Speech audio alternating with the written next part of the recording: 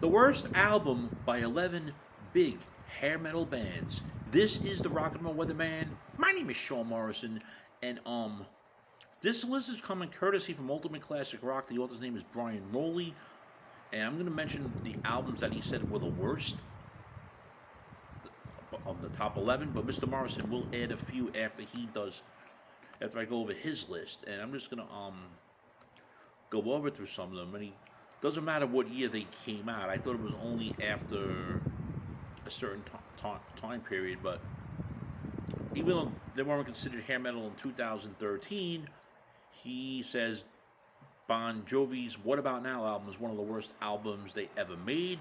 Unfortunately, I disagree with this guy. I still think These Days was the worst album they ever made. I thought These Days was a snooze fest. This album, What About Now, had great songs on it, such as What About Now, Because You Can, as well as That's What the Water Made Me. Also disagreed that he says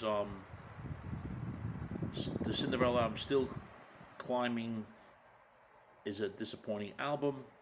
It was their fourth and final album and didn't sell as well as the first three, but they had some great songs on there, which did include the track Still Climbing. Does admit that it's far from a disaster, but how it lasts from a fury, I don't know.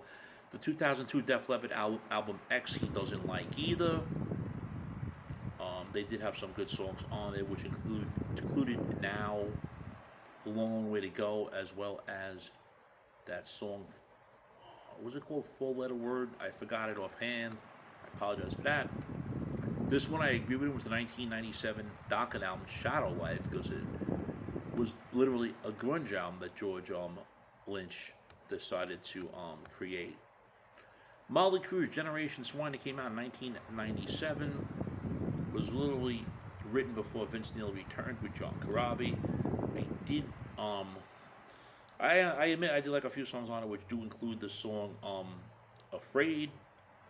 Definitely not their worst Crue album, but you know, that's that. The Poison album from 2002, Hollywood. I do not know why he said it was one of the worst hair metal albums ever. I don't know if he's ever heard of the band The Bullet Boys, because most of their stuff is crap. Anything, honestly, not that Smooth Up In You is a song to talk about, but after the 90s, their albums didn't sound like hair metal and just sounded like vomit, to be honest with you. But Hollywood, of course, housed the remake of the Who song Squeezebox, and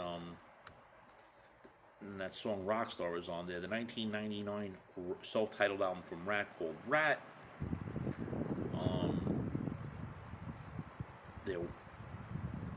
Their the worst album. Interesting to say, but the song Lovesick is a good song. Then he goes into Skid Row Revolutions Per Minute, which was the second full length with Johnny Solinger. I honestly never got into it. I'm not going to knock the album, but that's his opinion. I respect it. We're going to come out and play from Twisted Sister, a very great album. It didn't do as well as Stay Hungry did, but I have a review on the album as well. That's on my channel. I think it's a great album. The Warrant album, Born Again, and I'm going to comment on this one because I don't know how this guy thinks that the Born Again album is a bad album. He should go look at the Warrant albums. What the hell is the freaking album? The Dog Eat Dog album and Ultraphobic, which were totally freaking what the fuck was it? Totally fucking grunge. It was sounded more like Stone. Some people would call it Stone Temple Warrant because that's how freaking bad it fucking sounded. But Born Again, I thought was more glam. It did feature Jamie St. Jean on the album, who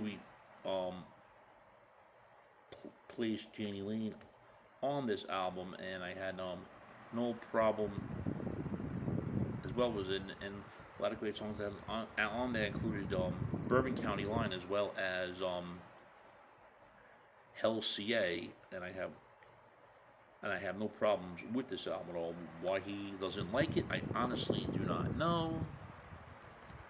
Now, getting back to the man's list.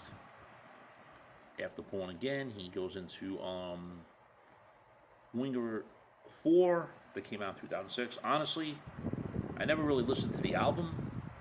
Stopped listening to Winger after the Pull album, to be honest, but I can't comment on that. And that was actually 11 albums he mentioned already, but that's what he mentioned. Now, Mr. Morrison's going to add a few here. I already discussed the Bullet Boys.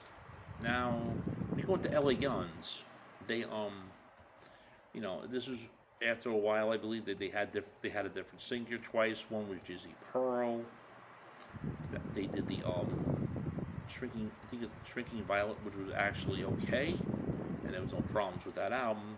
And then we go to some of the albums they did in the 90s, up in the 90s before that, because that album came out in 1999 before they had the what do you call it, the reunion.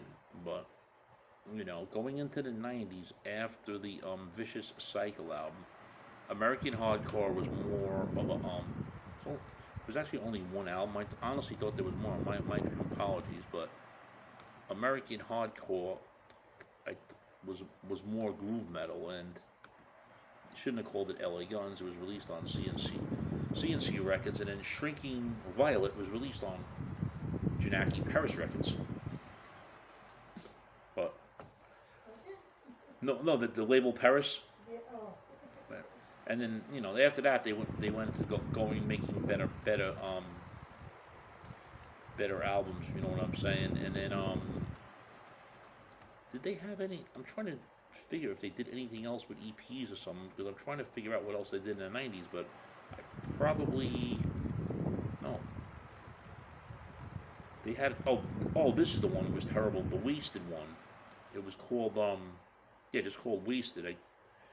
I honestly didn't like it. I did try to give it a listen later on, and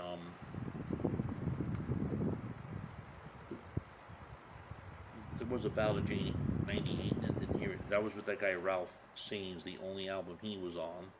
So I could say that some of those albums were terrible.